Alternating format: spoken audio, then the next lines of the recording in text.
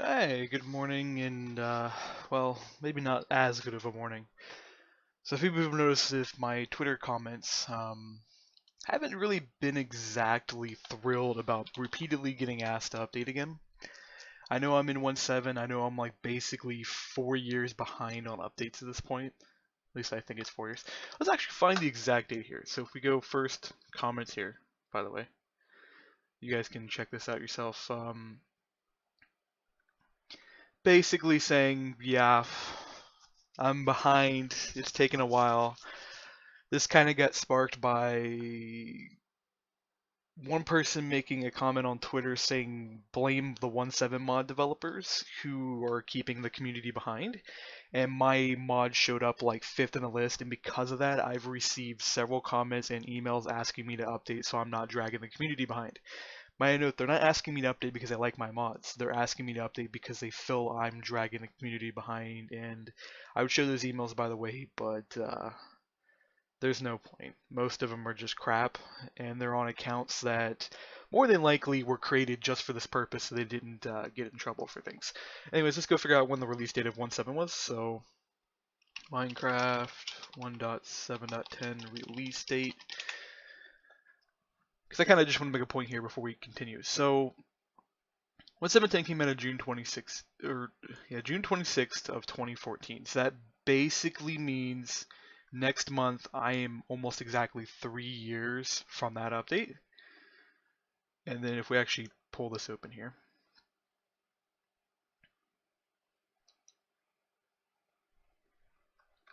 So I'm not behind as far as I thought I was. And then you get September 2nd of 2014. So that's the big thing, that the reason why it's like I'm not too thrilled about updates when it starts with is, look, you got a version history thing going up over the year of the 1.8 updates that lasted a year. And this is the big reason why we got behind in the first place, is when 1.8 came out. It came out not very far after 1.7.10 came out. Then nobody wanted to update to 1.8, and everybody was going like anti 1.8 for a good year almost. And then when 1.9 came out, then it's like we were already behind. We were already behind by almost a complete year before anything else happened. And then of course after that it's pretty much screwed, because you have to update to 1.8 to get to 1.9 to get to 1.10, then to get to 1.11 before you can get completely updated. I mean, 1.11 just came out, and then 1.12 is here around the corner. I mean, several of us 1.7.10 devs are struggling to keep up as it is. I mean, it took me a year and a half to get ICBM back on its legs after Universal Electricity Team collapsed. I had to rewrite the mod completely, and it took me a year to do that because what I had available at the time was crap.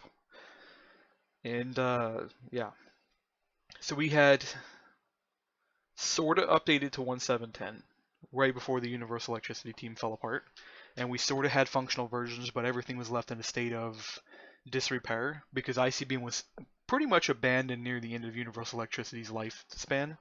That's one of the main reasons I fought to get the mod from Calclavia in the first reason, is because I had worked on the mod since pretty much 1.4 with Calclavia, and then I had helped him update it, and then I worked really heavily in 1.6 and 1.5 with it, the mod. I made sentry guns for it, although the 1.6 sentry guns were not as good as the 1.5 sentry guns, but I mean, it happened. Hell, man, the sentry gun mod is even older than that. The sentry gun mod was made in 1.2.5 originally. I made it back in 2012. Yeah, back in the end of 2012. I don't think it was made exactly when 1.2.5 came out, but this is when I made a ton of mods back then. Um, but yeah, so almost 3 years. Next month is when 1.7.10 came out, but we didn't get ICBM updated. And we can actually check this too, I think. Actually, I'm not even sure how to really check that. I guess we can open up Curse real quick and see when I released Voltage Engine on Curse. And that's a really good date to kind of confirm roughly how long we've been behind on updates.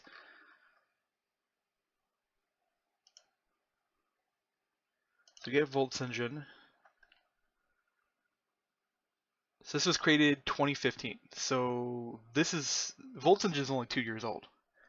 That mod is only been around for that long, and pretty much when I released it, it was a really unstable state. So it took me a while after I put it up here on Curse to even probably get it stable, and then it took me a while to get ICBM even functional, and then Classic, if we go look at it, has only been out for I think about 8 months. You got to keep in mind when I'm saying these numbers, you go like, oh, but game projects get completed in like less time. It's like, yeah, but game projects have 1,000 developers.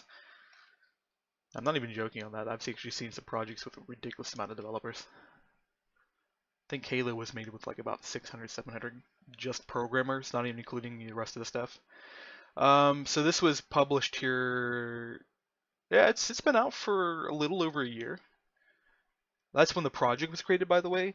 Now, might I note, I created the ICBM Classic project on Curse about several months before I actually even put it on here. Because what had happened is when Aiden was originally poking around to make his own version, I went ahead and secured the name so nobody could take the name. And then it was quite a while before I released it. Actually, hopefully we still have some of the original files on here. I know we got a whole bunch of spam going on here from the build servers, unfortunately. They're doing nightly builds. That's probably not the original build, but you can even see that that one was out there a while ago.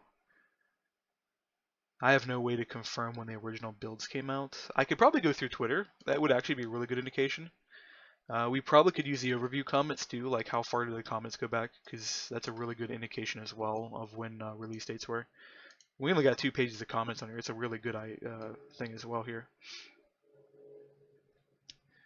So I'm gonna say we released it somewhere probably right before February, because I remember we got this comment here almost a couple weeks or a month after I finished the release, is because people were not too thrilled that I updated this mod. I mean, I didn't really want to update it either, but enough people were asking about it that I was like, you know what, we just got to go ahead and do it, even if it takes a couple months out of my time, which it did. It took about a month to get this fully updated, and the only reason I even could have got it fully updated was I had already updated the my own ICBM version, and I copied a lot of the code from my own version of ICBM into the classic version to make it functional, and then it built off of a lot of the prefabs in Volts Engine.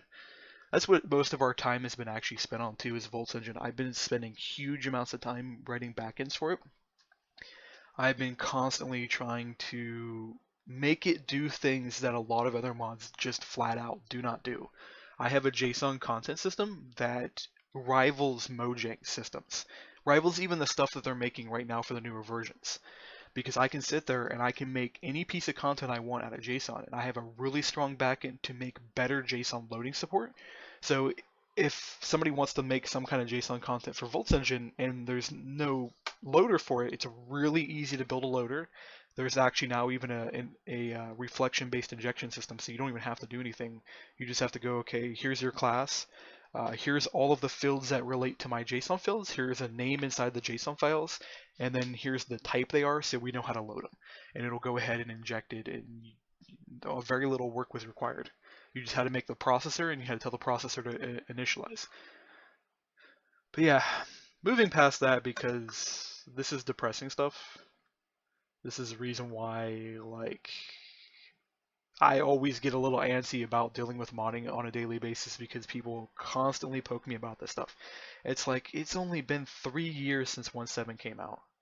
It's only been a little over 2 years since 1.8.9 stabilized. And this version, nobody even wants this version. Like, nobody wants 1.8, nobody plays on it. Like, almost nobody wants 1.9, everybody wants 1.10, and 1.11 is about to become the de facto standard. So it's like 1.11's only been out for not even a year. I guess it has been a year, because we already had December, so it's been a year and a couple months since 1.11's been out. I guess I got no real excuse though, because I mean it has been a couple years, but for those who keep asking an update, it will happen eventually. Just be patient. I'm one guy doing like the work of about 50. So yeah. Anyways, moving on. We got a new mod in production. Now, before you freak out and go, oh my god, you're making another mod and you're going to take even longer to update. It's a new mod with content that I've already had. So in Basic Industries, we have wires. In Volts Engine, I've had battery prefabs for testing all the energy code. I've now pulled the wires and the batteries out of those two mods, and they're now sitting in their own mod. That way it's really easy to work on them. It takes less pain and effort to deal with the stuff. And I should be able to build this up really quickly. And the reason I'm working on this is I need some kind of way to test the power code for ICBM Classic, and I need some kind of way to implement the power code for the ICBM, the new version, as well as Basic Industries and everything else. So I need ways to test power because I can't throw thermal expansion in my workspace because it likes to crash often, and it has a lot to do with their ASM and reflection code that runs. It runs sometimes, and then sometimes it likes to fail, and it's because of how they do their workspaces and everything, and it just, I don't want to deal with it anymore. I used to have thermal expansion in my workspace. I've got IC2 in my workspace, but we don't have the IC2 prefabs built up yet. The way we plan to do that is a code generator. I've explained this before. You can watch some of the old videos if you really give a damn. So we're going to work on this. This is basically already set up. I have a power cube in here. I have not tested it yet, and there's quite a few things we have to finish up before we get this. Now, this is a direct copy of the power cube that was in Volts Engine. Actually, the power cube in Volts Engine is still there. It's just I'm probably going to permanently disable it. So you have an RF cube in Volts Engine. You have a UE cube. The UE cube's going away. This will be the UE cube.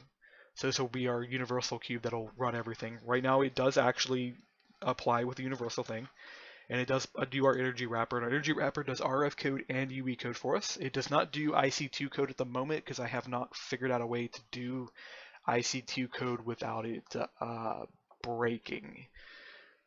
Eventually we'll get to a point where we can get IC2 code in here, but right now we're going to probably do a power converter for IC2 code. This is another reason why I made this mod, is I need a way to get IC2 support to function, and I need a way so you can take and power my stuff with IC2 stuff, which is a really big problem at the moment. So how we're going to do is we're going to make this mod. This will have universal wires in it, so they'll be able to power everything, including IC2 machines. And the way they'll power the IC2 machines is they'll do it indirectly.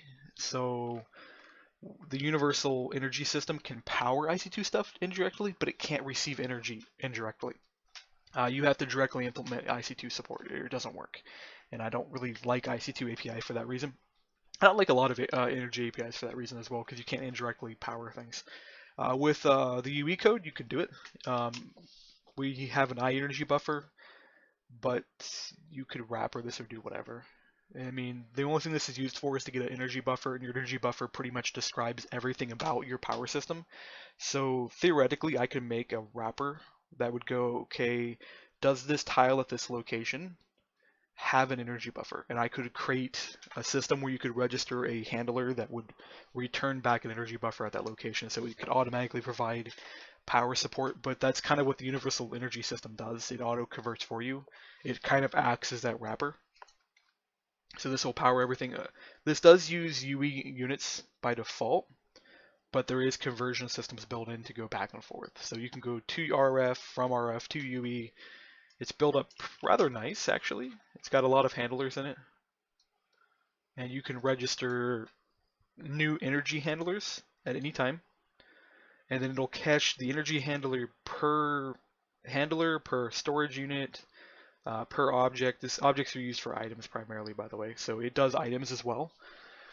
So this allows me to add an infinite amount of power systems. Every time somebody comes up with a new power system, I just make a new energy handler for it, and it does all the work for me. But this should function. I have not tested a single piece of it yet, but I guess we can go ahead and start setting up the configurations for it and working on it. So we'll go ahead and get this running. So I got a battery cube, and then we'll go copy the wires over, and I'll see what state the wires are in. I'm not sure we're going to do that just yet, because after all, we need to get back to working on ICBM and doing bug testing. After all, like I said, this week and next week are going to be entirely stabilizing ICBM and getting it functional, so that way we could do a volts release, because we want to actually get volts out there and playable. There's a high likelihood we're just going to throw mechanism into the thing. I wanted to avoid it, and that was partially out of bias. I gotta admit this. Even though I said the reason we were doing it was because we wanted to throw Basic Industries in there, which is 100% true. It was also because I didn't want to deal with mechanism anymore. Even though I like the mod, it just so much turmoil that was there. The turmoil is gone now because I actually talked to Aiden for a long while. Me and him sorted everything out that we've had wrong. for a while, and most of it turned out to be bullshit anyways that we can blame on Calclavia. Um, so let's see. Minecraft client 2, maybe? No, we want to use our light client. So we got our light client. It looks like everything's set up. So I already got the code generator set up here. This was actually trying to check to make sure that was in there. Now we need to go and edit our project structure and make sure that the light client, which I'm guessing is number 2, because this is a little confusing part. I don't got anything named correctly here. We just need to make sure we got the new mod in here. So this would be mod power and wires. I need to check one more thing. I think I've actually already made a repository for this. And I'm not the repository that's currently used, so I got a repository powered wires, but I have a feeling I've made a repository once upon a time already for this. And because the plan has always been to actually make a mod like this for a long while.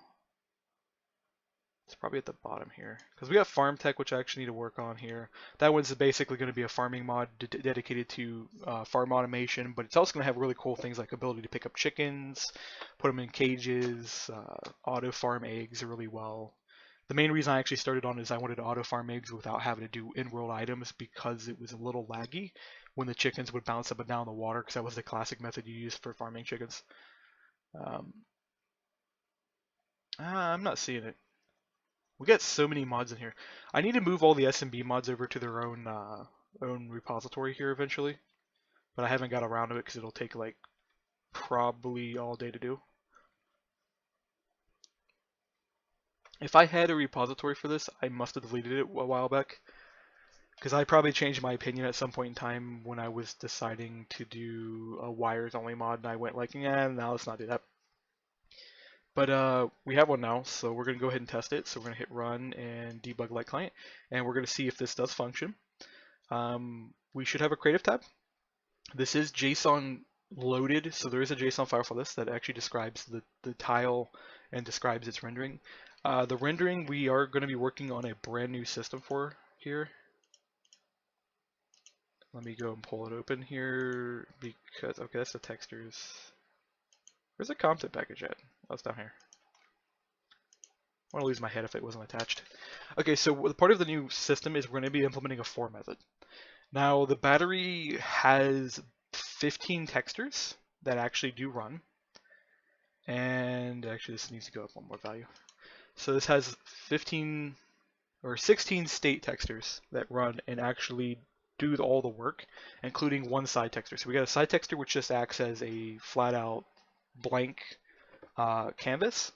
And then we've got versions of that blank canvas that have an energy bar going up the side. It's the same battery you guys have already seen before me use, so it's the rendering is not going to be any different.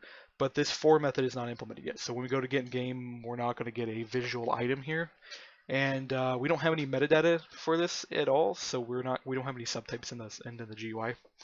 I don't know if I'm actually going to add subtypes for this one because it's really easy just to place the cube and then just right-click with redstone and max the cube out. Those configs are there. I'm going to be changing that setting as I've got down here somewhere. I'm going to be changing it from debug mode for these two settings to creative mode and admin check. So if you're an admin or you're in creative mode, you'll be able to trigger these two debug methods. That way you can utilize the infinite power and you can utilize the rest of it. Most likely I'll probably do creative mode check because the admin bypass may be an undesired effect. And then plus we're probably going to get a voltmeter here later, and what I'll do for admins is there'll be a button in the voltmeter that'll open a GUI and you can turn these options on and off.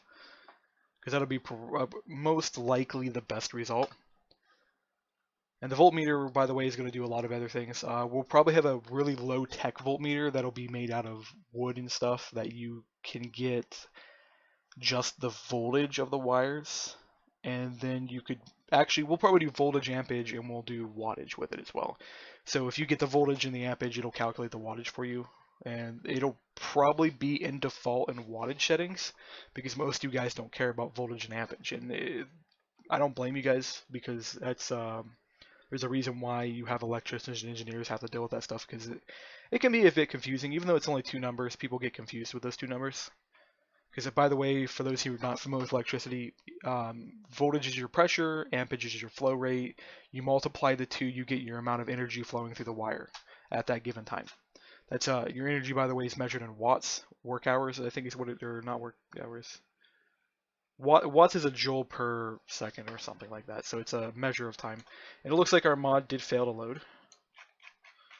As I said, I haven't tested anything. File is missing ID value 4. Okay. Sure value exists. Okay, so we do have to go ahead and implement this.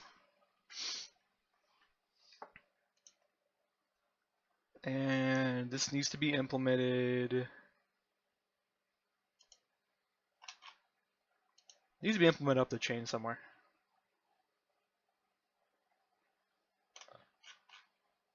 Okay, so the crash was down here. So we want this spot. So we're going through the state system.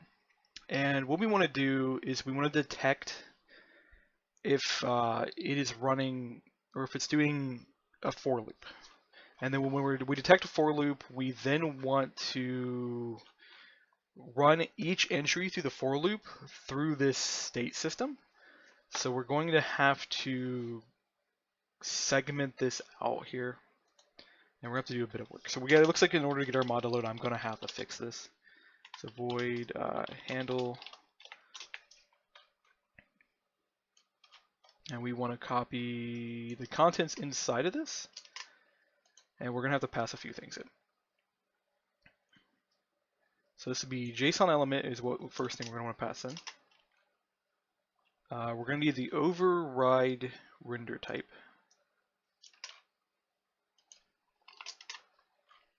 And surprisingly, we don't need the content ID, which is interesting. We should need data. Render data should be important. We'll go ahead and throw this here. There's no real rhyme and reason to how you want to do your things.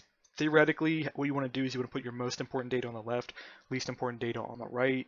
Your primitives should be on the right, and your objects should be on the left. Is how I was taught it, but it really doesn't matter. And then we have a content ID here, which it looks like it's only used up here in these methods, so we don't have to worry too much about that. But we have a handle here, so we want to go e data and then overall type, and then we can change this as we go because this is an internal method. But what we want to go ahead and do is we want to go okay if e dot instance of JSON object.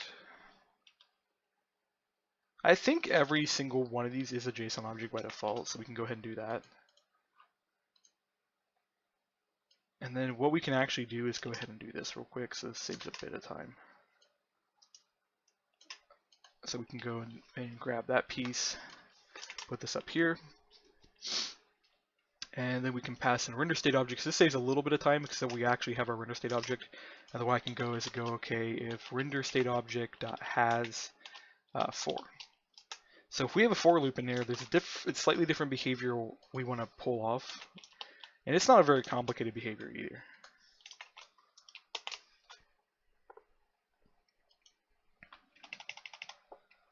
Although it may take a bit of adjustment to pull off.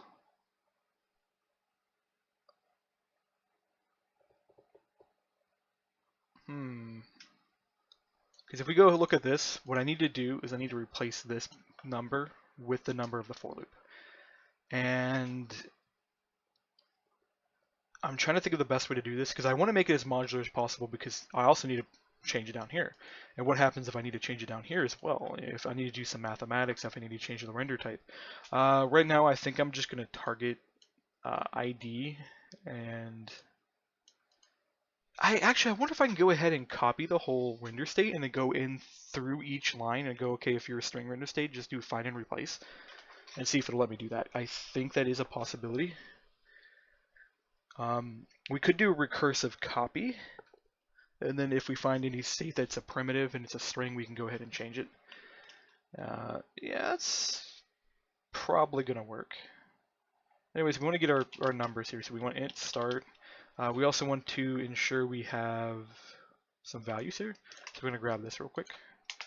The values we need to have is start. We need to know our endpoint, and then we need a state. So if we open our battery back up, so we have our start, end, and state. We need to make sure we have those 3 values, and then everything should be proper value. I doubt anybody's gonna screw this up. I do have to come back through here, and I have to make a validator at some point. Get as JSON object start, and get as int. So these should work. The validator, when I eventually make it, is going to come through here, and not only is it going to make sure you have the correct data in here, it's going to make sure it's the correct format. It's then going to also make suggestions on ordering your objects. For example, when you're looking at this, you want to make sure end is after start because it's readable, and you want to make sure your state's at the bottom so it's easy to read this. So to go, hey, your formatting's not so great. You want to reorganize these so that way it's easier to read. Make sure your bigger objects are at the bottom and stuff. And I might even include a way built into IntelliJ to automatically do that for you, so that way you have the most cleanest looking JSON possible that fits the de facto standard that whatever we're going to adopt. We're probably not going to adopt any real major standards, so whatever IntelliJ uses, so it's going to be same line for JSON, even though I do next line for Java. The reasoning behind this is just because when it comes to having that little indenting thing, to see that right there actually does kind of help readability slightly. It's not a major issue, but it kind of works. It looks a little nicer read-wise. I'm not really going to argue the point, so if somebody has next line versus same line, I'm not going to really care.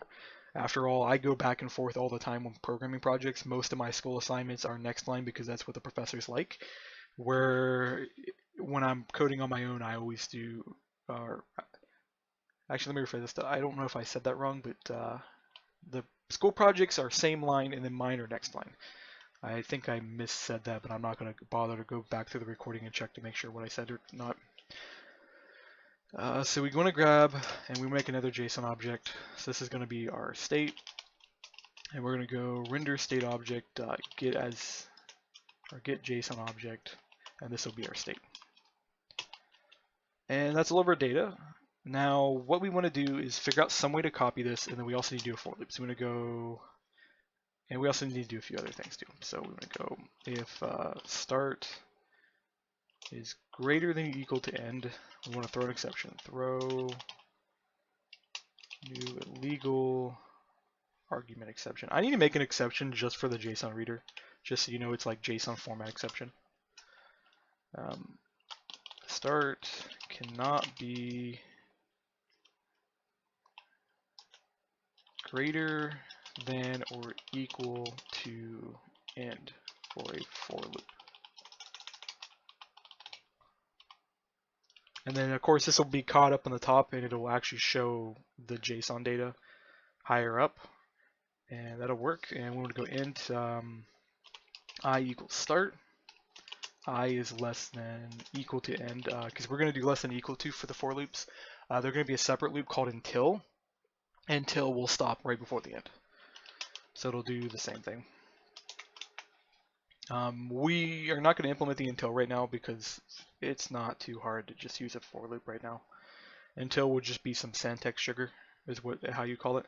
Anyway, so we need to copy the state. So I think we just do state.copy.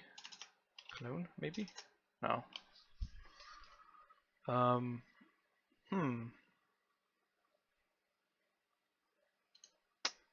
Well, we can just make a JSON object. So we go JSON object. Yeah, we'll just call it object one. No, we need a better name for this.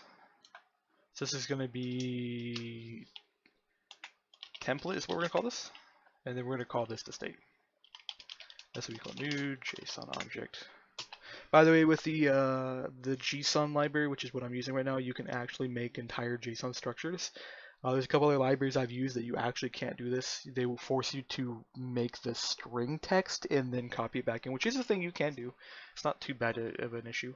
I could do the same thing technically with this. What I could do is actually turn this into an entire string and then go find through, replace through the entire string and then do that way, which actually would not be too slow, but we're going to do this, which we're going to do a copy loop through the entire thing, because there shouldn't be any nesting in a state. So we're just going to copy things line for line. So we're going to go for JSON element. Why is this? I'm gonna change this. That way I can use E down here. And then we want template dot entry set. We actually are gonna need the I guess we're gonna need the name change parameter, and then we can change this to entry. So that'll give us the entry set. So that gives us every key that's in there. And then what we can do with it is we can go, okay, state dot add, and it's going to want property then value. So we're going to want to do pretty much entry dot get key, entry dot get value. And then can I copy the values? You still can't quite copy the values.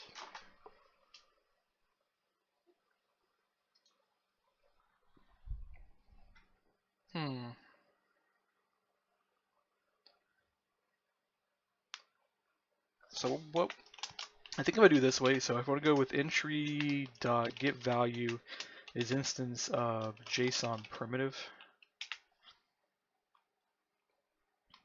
and then and entry dot get value dot is string. Because what we want to do is we want to get the string. So string s equals entry dot get value dot get a string, and then we want to do s equals s dot replace percent number percent, and then we want to do with I, and then we just put it back in there exactly how it is. Oh, we have to do one more thing. You can't actually replace a number. I wish Java would auto convert numbers to strings for you if it requires a string as context. But I'm guessing there's probably an ambiguity problem there. Where, by the way, if I can ever pronounce the word, it basically means that there's confusion on what the meaning could be. And anytime you ever have that in a programming language, you end up with a really bad result. And also, we got to do a new JSON primitive here, and luckily the JSON primitives are pretty cool because you just pass in the primitive data and it works pretty good, especially for even numbers. Numbers are amazing on this, and I'm trying to study how it does its numbers precisely because I want to utilize that same technique for a lot of my generic objects. Because if I can pass in a number, then I can switch easily between an integer, short, and byte back and forth in all my data structures. But we got this set up. So now we just need to make sure this runs. And it should work. So what we want to do is, we want to document this. So copy template and rename values as needed. And then load state. So now we just want to do the handle here. So this will be that state we just created. And then you pass in pretty much all the same data. So that should work perfectly fine. And then put notes up here. For loop handling for the lazy.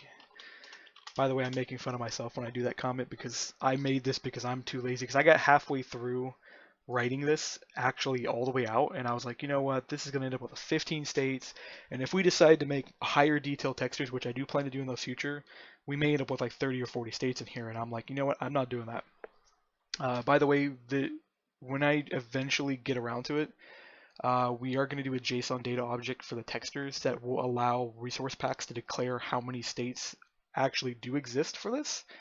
And the only thing you would have to do is come in here into the render state, and you would just have to adjust the render state accordingly. But there will need to be additional data on top of this because the actual tile itself declares down here what the name of the texture is. So it calls it power and then texture index. And then texture index is calculated up here based on the amount of power we have available. Actually, it's calculated client side here. So it goes texture index equals get energy stored divided by max energy stored times 15. So it determines that you have 0 to 15 states by default. And this is where I've got that note saying we kind of have to adjust this eventually because if you want to have, say, 1,000 states. So if you literally want to have a state per energy value into your battery, which I can imagine somebody's going to do eventually, you would have that available. Might I note that's going to really suck on RAM usage, by the way, because you would have what is the value? So like PNG just for a 16 by 16 with I want to say 255, no, it's 256 bytes, or no, 256 bits, I believe. So that'll end up with 65K times 1,000, which I can't imagine you actually have 1,000. So that would be 65 megabits of additional RAM. And that's for a 16 by 16, and you're not going to get the detail you want out of that, so the reality of this is going to be like times 4, which would be, yeah, that would be a 32 by 32. So you would end up with 262 additional megabytes just for that battery box, just to have 1,000 different states on it. So good idea when you actually are making resource packs with really intensive textures. Keep in mind that some people's computers can't run those high RAM packs, and you're gonna remember that may not sound like a lot of RAM, but you're sharing that RAM with like everybody else. So back to testing here. So we're gonna go ahead and launch this, and I need to put a check here. That way we can watch this load and we can watch it run. But yeah, also if you guys look through the Twitter comments, you'll notice I actually complained about the newer newer version of Minecraft taking a ton of RAM.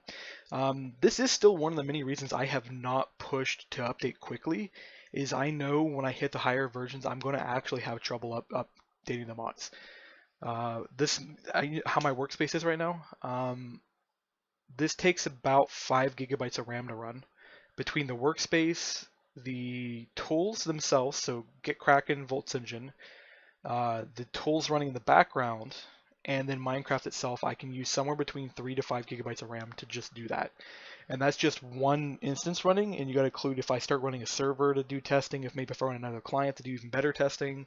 I do have limits on the amount of RAM on my computer. I do have 16 gigabytes of RAM, but if we open this up, and I've shown this a few times, I hover around 40 to 50% just doing nothing on my computer.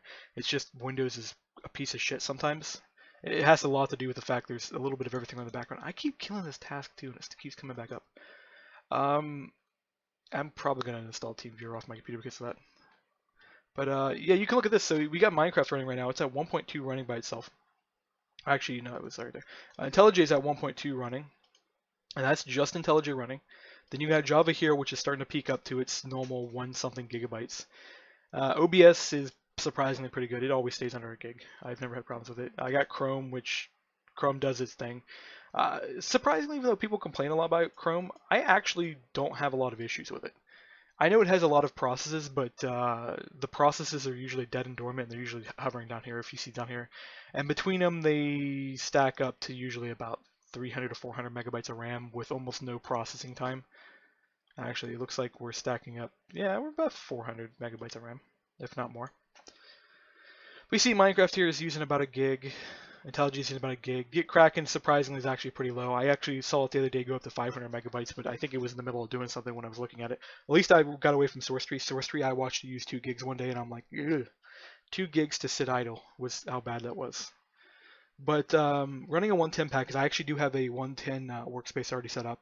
I launched Minecraft, and it sat at 2.3 gigabytes with only 3 mods loaded on top of the normal setup. And I was like, how?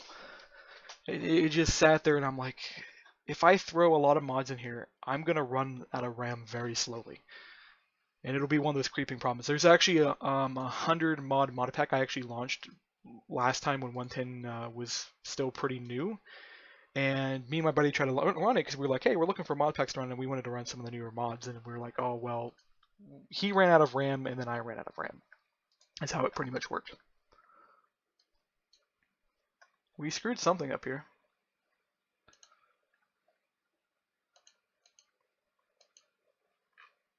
I'm sitting here looking at the console, waiting for it to crash, and it's taking its sweet time. Um, file is missing start value. What?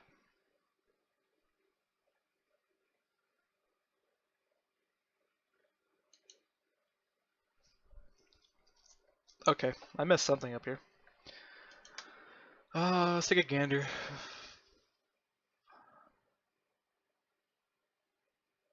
It's there. Oh, I know what I messed up. Okay, give me a second, I'll fix it.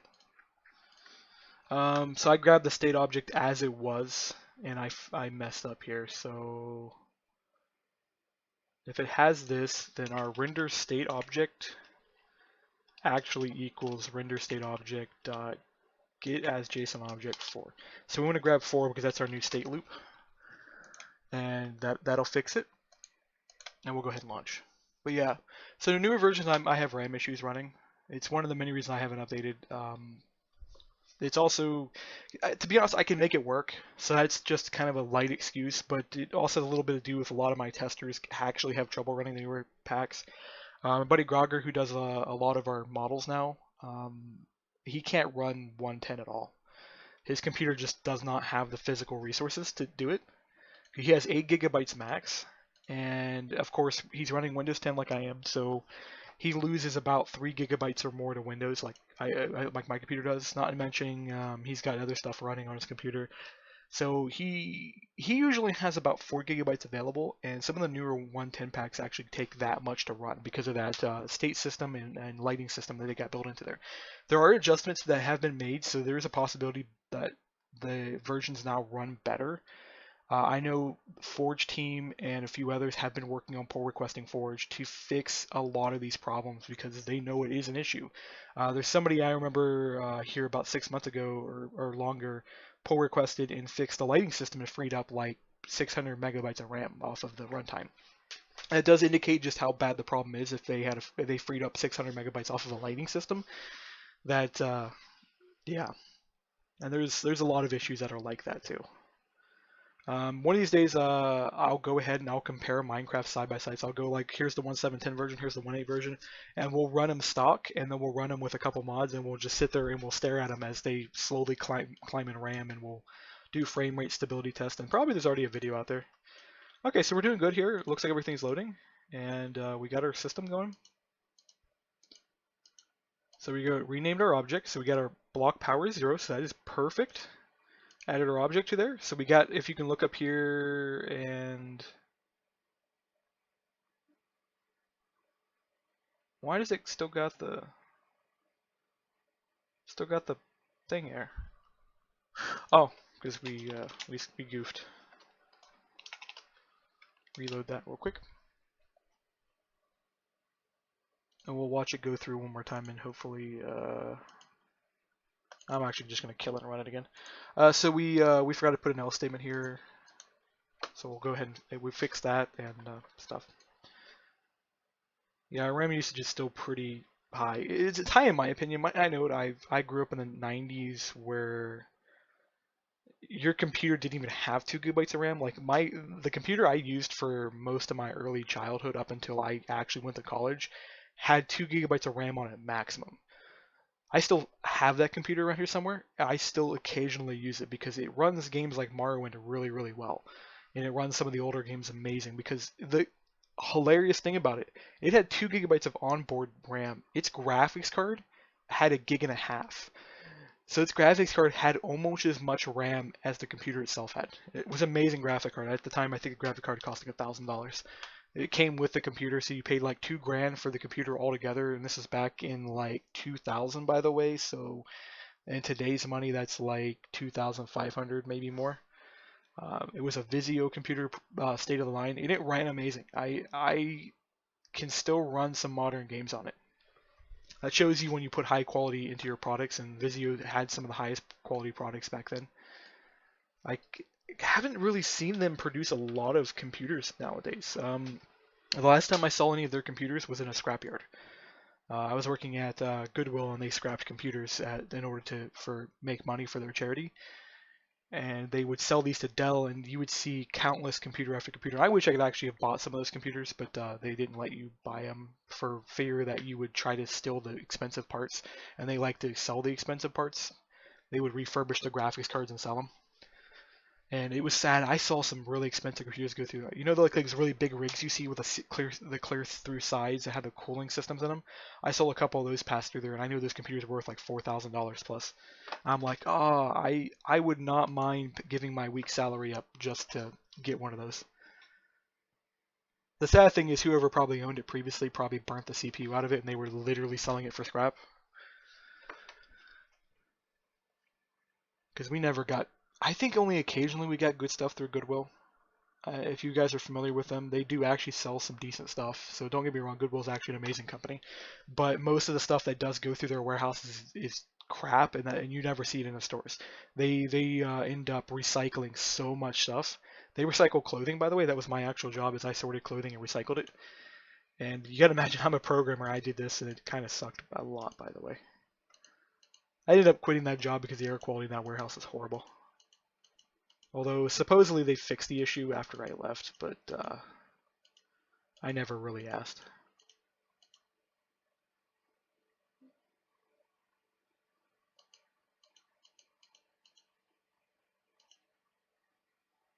Okay. It's good. A little bit of formatting issue with this, but it's good enough it'll run. So we got all of our states loaded up, and then hopefully when we get in game, all the states work and the textures work correctly. Although the textures are not registered, that's the next thing we're gonna have to do, is we're gonna have to make a version of this that does the texture IDs. And we sort of need to make the for loop work for all the render states, because the for loop is more importantly useful for the render state system. I'm going to make another version of this that actually does a iterative loop system for the recipes, because some of the recipes are duplicates of each other, and the only thing that changes is like one or two items. So if I can make a system that changes those one or two items for me automatically, it would cut down on the number of lines in the JSON files, which is the reason why I'm doing this. And not to mention, there's going to be a lot of times we're going to just want to make really quick iterative systems, especially for subtypes. Subtypes will be a good area to put it, because you may have like 1,000 subtypes where like only 2 or 3 things change in the subtypes. And we can procedurally figure out a way to make sure those change. So let's get this loaded up, and we should have a creative tab for this, and then the creative tab should contain a few different things. Why are we missing like 867 items?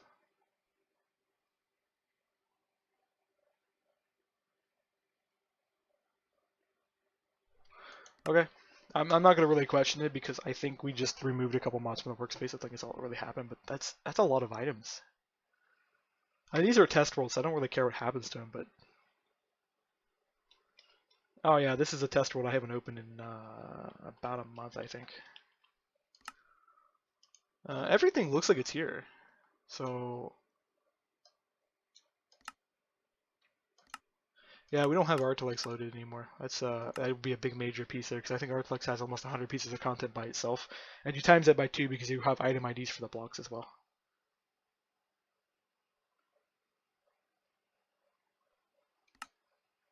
That's fine.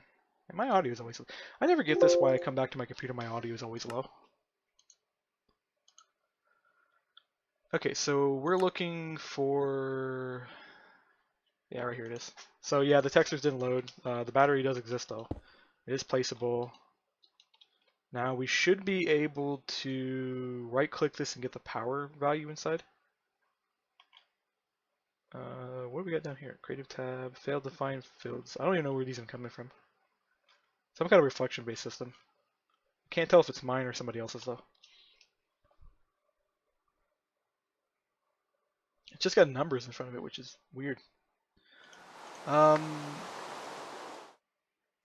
let's go find the battery, and we'll see if we got some basic functionality before we go back to working on the textures and various other things. So we should have, if we right-click it, it should be giving us the power value. It is blocking the right-click, it's just I'm not getting chat. Actually, I'm not getting any kind of right-click, okay.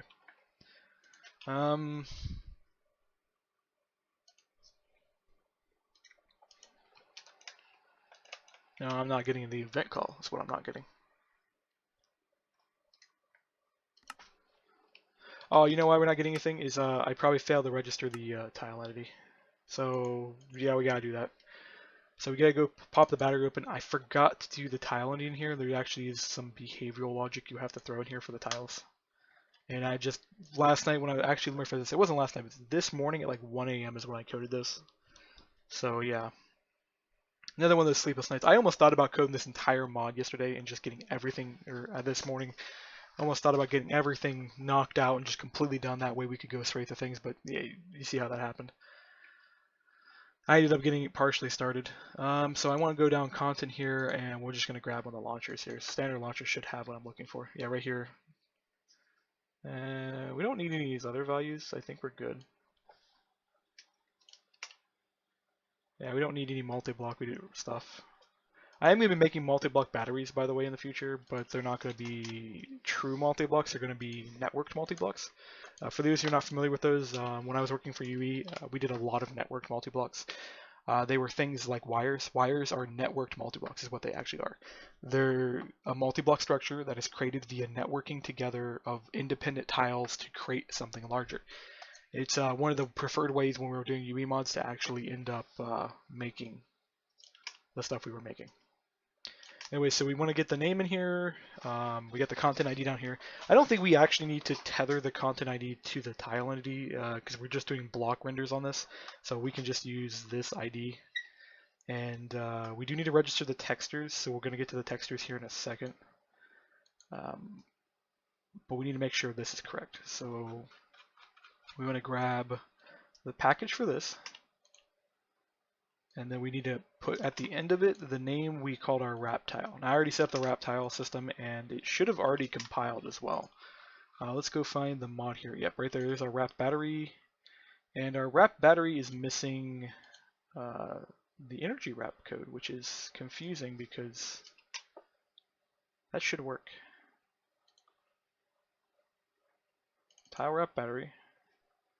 Oh yeah, because the energy wrapper is only got the buffer code in it. I need to put RF code on here because this means this is only going to work with UE tiles, which is not what we want. We actually do want some RF support here. I'll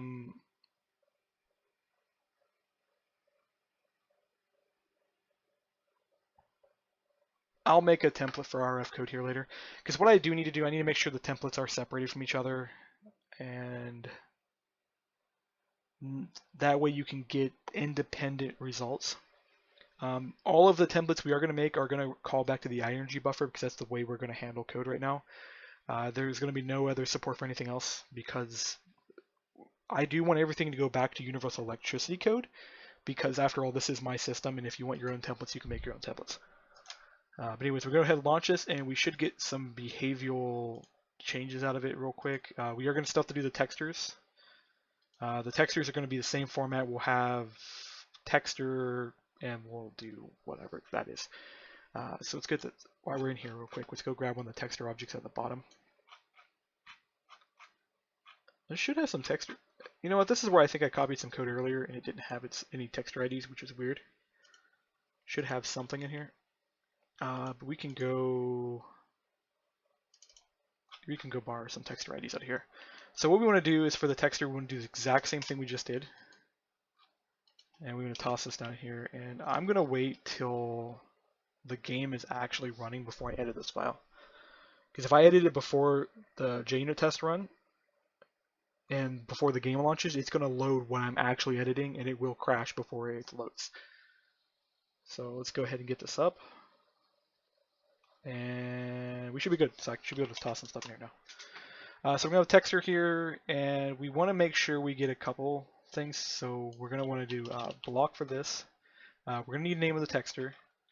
And let me go pop the folder open. So we got Volts Engine. Actually, no, wait. Volts Engine is the wrong folder. But we can go find the folder we're looking for. So power and wires.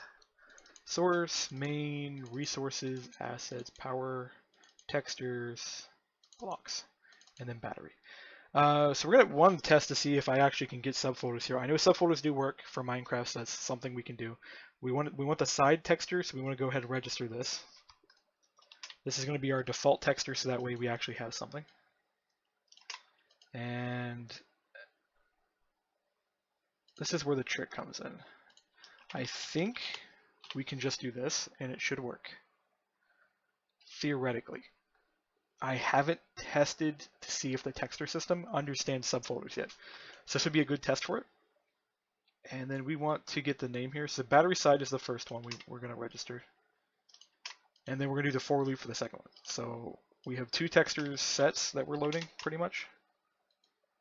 So we're going to have our one value, and then our one value is going to do our little for loop here. And yeah, we're just going to use the state object again. I'm missing a bracket. Okay. Get that formatted, and this is where we're going to toss in the name here. And then we're going to need to call it battery then number. I actually have to rename this to battery 0 or it's not going to format correctly. So yeah, we'll go ahead and we'll grab this. What did we break line on?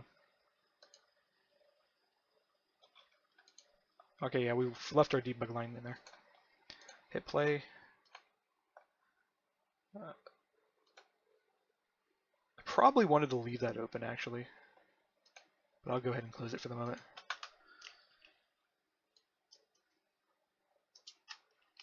Okay, so battery number, and then we want to do battery, and then yeah, we just wanted to put battery number down here as well. So this should work. Let me go deco blocks here and make sure that the name we're giving the texture is actually correct. Yes, it is block. I just needed to check to see if I need to have an S at the end or not. Okay, so this should work now. We should actually get some functionality out of the box. I should be able to right click. It should tell me how much power is in it. And we should be able to actually connect it to something and see if it'll work. I think by default it exports on all sides, so we should be able to just attach it. It should work. Let me do this. Okay, so yeah, we get some power. Energy has been restored to max. I don't have a transcript thing for the power yet. Hey, that change for the texture actually took effect. So it just loaded this stuff down here.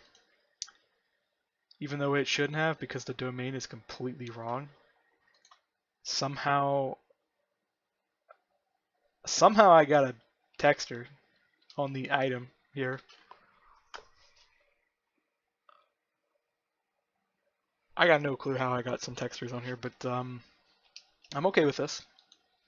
So we got that, and what I should be able to do is I should be able to set this to infinite, and we should be able to do something like put an energy turn on the top of it. So power set to infinite true. And then if I go over here and I toss an energy turret on the top, nope, power code isn't working properly. Probably the export side code isn't running. So let's go ahead and debug that before I restart this. Okay, energy buffer. Infinite set to true. We max out the storage. So let me check on my buffer and make sure I've got max storage. Yep. Okay. Previous energy going to be our max value. Looping through the sides. We got nothing on the top. Okay, I got my energy turret. It is a handler. It took 4,000 joules of energy. That turret's getting power. It's just not acting like it is. And my dogs are bothering me in the background here. So it's running. It's just, why isn't this turret getting power? You are totally getting power, and you're just, for some reason, not acting like it. Actually, you know what's wrong with this? It's this line.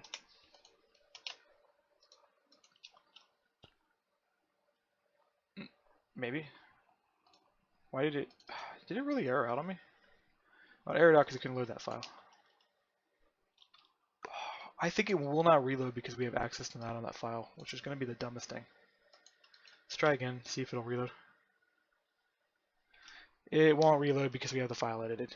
I hate IntelliJ sometimes. Let's see. So theoretically, this actually is working. It's just not going to do what we want it to do. So we're going to go ahead and have to close it and restart it in order to get our changes here. And then we're going to do the texture states real quick because it'll crash trying to load this. So for texture states, there is a loader for this. So if we go down to the core, now we have video time. Oh man, we're hitting an hour. We're almost done here. So we're going to do the texture states and then, actually we're going to do this in the next video. So the next video I do, we're going to do texture states. We'll get that created, and we may hit up models if needed. I don't think we're going to do models today, but we'll go ahead and do that, get everything working, get the animations done, and get our battery working, and then maybe touch some wires and stuff.